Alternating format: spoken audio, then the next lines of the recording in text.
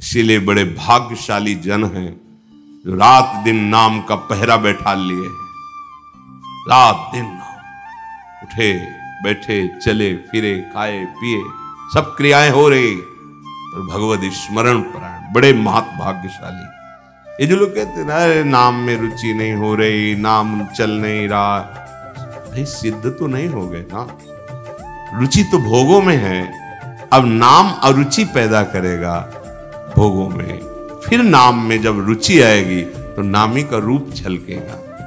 धैर्य पूर्वक जपिए। करोड़ों ऐसे अपराध किए जन्म जन्मांतरों में जिन्हें ब्रह्म हत्या कहते हैं, पंच महापाप कहे गए हैं। कैसी बुद्धि मलिन हो गई है कि इन पंच महापापों को हम मनोरंजन समझते हैं, सुख का साधन समझते हैं। मदिरा पीना, पर स्त्री गमन करना, द्वित कीड़ा, हिंसा, स्वर्ण चोरी, ये 5 महापाप थे। बोले हम तो हिंसा नहीं करते, अगर मांस खाते हो तो हिंसक भी हो, वही दंड मिलेगा जो हिंसा करने वाले को मिला है। वैसे जैसे कोई गौ हत्या करता है और आप मांस खाते हैं तो बिल्कुल वही हत्या आपको प्रताड़ित करेगी, आपको जलाएगी, आपका नाश करेगी।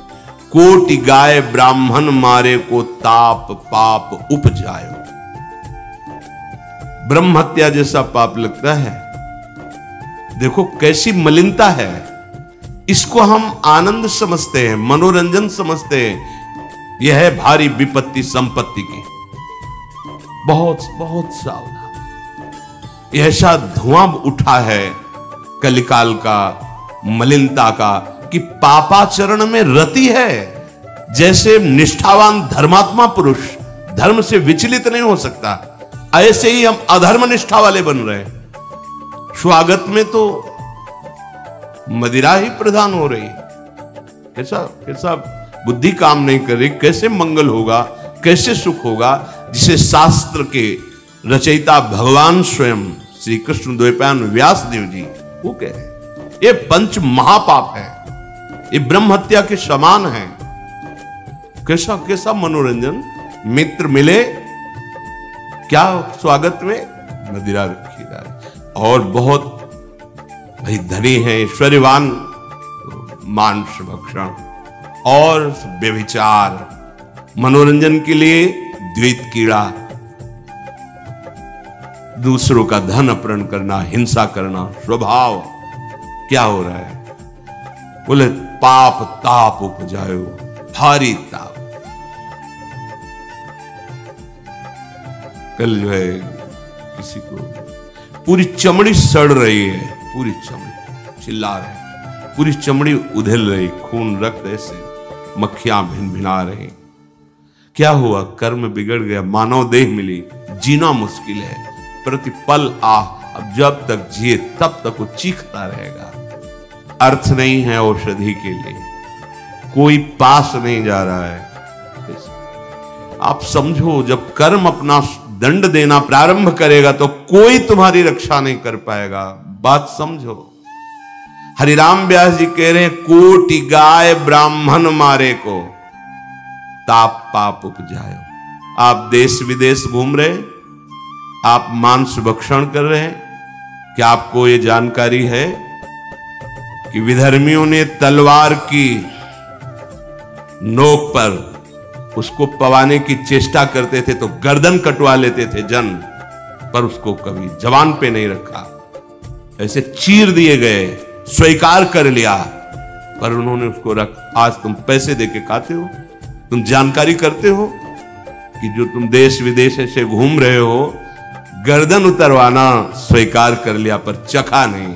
आज तुम्हारी बुद्धि इतनी भ्रष्ट है कि तुम पैसा देकर उसे खाते हो और अपने को मनुष्य, अपने को जो भी नाम दो कि हम ये सनातनी, हम ये धर्म में चलने वाले।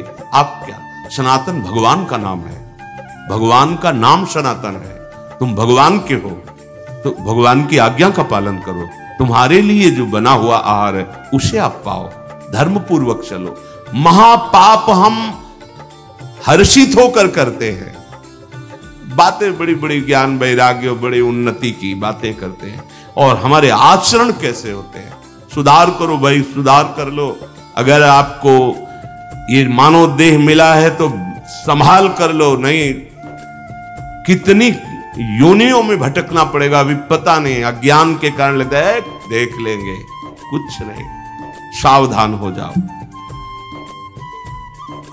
यदि आप जिस पशु का मांस खाते हैं उसी पशु की हत्या का आपको पूर्ण दंड मिलेगा। यानी कि मैं खरीद लाता हूं, मैं कोई हत्या तो नहीं करता, लेकिन आप पा रहे हैं ना, वही पाप आपको लगेगा। वही कर्ता प्रेरक अनुमोदन। आगे कह रहे भगवान का नाम सर्व विजयी। अब तो कुछ समझ में नहीं आता, बस एक बात समझ में आती है, ए भाई नाम जप लो जैसे बने। हृदय से कह रहा हूं, हृदय से सब सुधर जाएगी, सब क्षमा हो जाएगा, परम पावन हो जाओगे।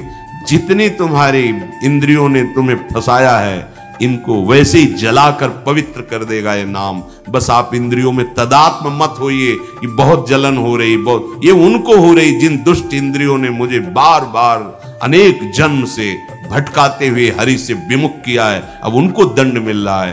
और होता क्या है, अज्ञान के कारण हम उनमें तदात्म हो जाते हैं और कहते बहुत जलन हो रही, तो हम फिर मनोरंजन में लग जाते हैं, प्रभु का नाम छोड़ देते हैं, प्रभु के मार्ग को छोड़ देते हैं। श्री पाद प्रबोधानंद जी महाराज कह रहे, श्री कृष्णे तस्य नाम स्वत तदनुचरे नागसामस्ति मेन्तः। हे श्री कृष्ण, आपका नाम महान महिमा में परम सुख प्रदान करने वाला है, पर मैं उसको भी नहीं जप पा रहा हूं। देखो, जैसे तुम बंधन में पड़े हो दुश्मनों की, तो वो शांत है लगभग, और जहां देखा ये बंधन छुड़ाने की चेष्टा, टूट पड़ेंगे ऊपर। ऐसे ही जहां तुम इस भव समुद्र से निकलने की चेष्टा करते हो, एकदम हर दोष प्रकट हो जाता है। दूसरों पर दोष दृष्टि करना, निंदा करना, नाना प्रकार की कामनाओं की भीड़ लग जाना, वो उपासक तभी निकल सकता है जब किसी भगवत प्रेमी महात्मा का सानिध्य हो। क्योंकि इन सब प्रपंचों को दबाने के लिए सत्संग बहुत बड़ी सामर्थ्य है। रोज नया उत्साह, रोज नया बल, रोज नई उमंग जागृत करता है। तभी बिनु सत्संग न पावई प्राणी, बिना सत्संग के पर यही सर आवत अति कठिनाई, राम कृपा बिनु आई न जाई। देखो, जहां जहां भी सत्संग के शब्द मिल रहे हैं जिन जिन को, वो बड़े भाग्यशाली हैं। बस हमको संभालना है। ये भ्रमात्मक भ्रम पैदा करके जो क्रियाएं करवा रही माया, कि इसमें सुख है, इसमें सुख है, भगवत प्रसाद का आश्रय लो, इस भ्रम को मिटाओ, कहीं सुख नहीं है। ये अधर्माचरण और गंदा करता चला जाएगा हृदय को। ये नाम अमृत है, नाम अमृत है, हरि नाम अमृत है, राधा नाम अमृत है, सुधा रसम है। मान लीजिए, मान लीजिए, कहीं सुख नहीं, समय बर्बाद हो रहा है। 50-50 वर्ष की आयु हो गई, 60-60 वर्ष की आयु हो गई, वही चिंतन भोगुम। कितने जन्म हो गए यही चिंतन करते हुए, है नहीं मिला। दुख तो दुख है ही, यहां का सुख जो भास रहा है वो भी दुख है। जिसे तुम सुख समझते हो, ये सुख नहीं, सुख की छाया है, समझ पड़ती नहीं, ये गिरधर की माया है। जिसे तुम सुख समझते हो, ये सुख है। जैसे अपनी वृत्तियां कहां जा रही, शरीर में सुख, शरीर संबंधियों में सुख, शरीर भोगों में सुख, धन में सुख, मान में सुख। मान में सुख है, प्रतिष्ठा में सुख है। कैसे जानोगे कि तुम प्रतिष्ठा में महान दुख है, घोर बंधन है, एक यंत्रणा है। अगर इसकी चाहत है तो एक यंत्र, जैसे नरक यंत्रणा, ऐसे एक यंत्रणा है, एक दुख है, आपकी स्वतंत्रता का नाश। स्वच्छंद रूप से आप नहीं, ये आप इसको सुख समझते। अगर इसकी चाह है तो घोर दुखद बात है। एकमात्र भगवदानंद में ये बहिर्मुख करने वाली वृत्ति, मान प्रतिष्ठा का सुख, ये भयानक दुख है।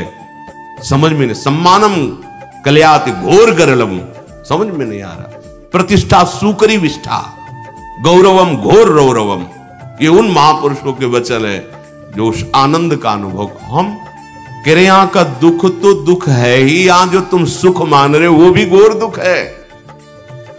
यहां की संपत्ति विपत्ति है। जिनके पास बहुत वैभव, चैन से नींद नहीं आती।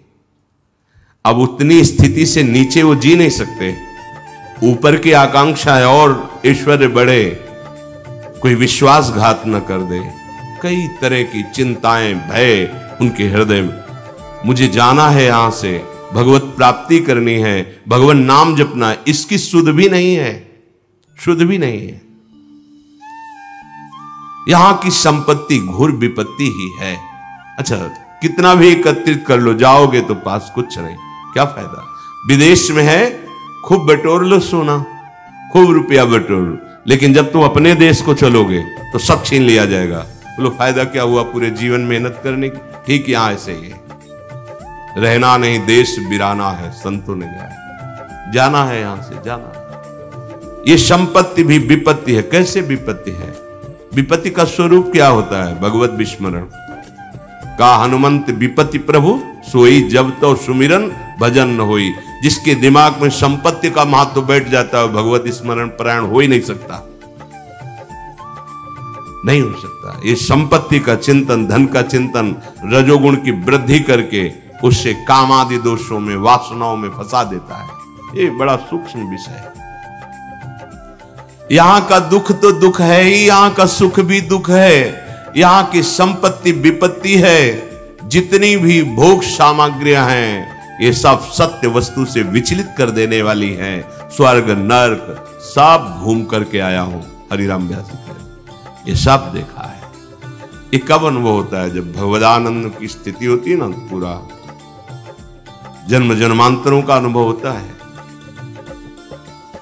पिछले जन्म में क्या थे, क्या क्या कर्म हुए, क्या कैसा, सब वो दृष्टा सब कुछ देख लेता है। तभी घोर वैराग, दृढ़ स्थिति, प्रभाव नहीं, बहुत कृपा से ऐसी ऊंचाई पर आ गए जहां इन द्वंद्वों का प्रवेश नहीं, तो अब फिसलना नहीं, अब चूक नहीं, हर समय सावधान, सेवा सुमिरन सावधान, हर समय सावधान। एक सेकंड के लिए भी किसी इंद्रिय को छूट नहीं, धोखा पैदा कर देगी, भ्रम पैदा कर देगी, फिर पश्चाताप।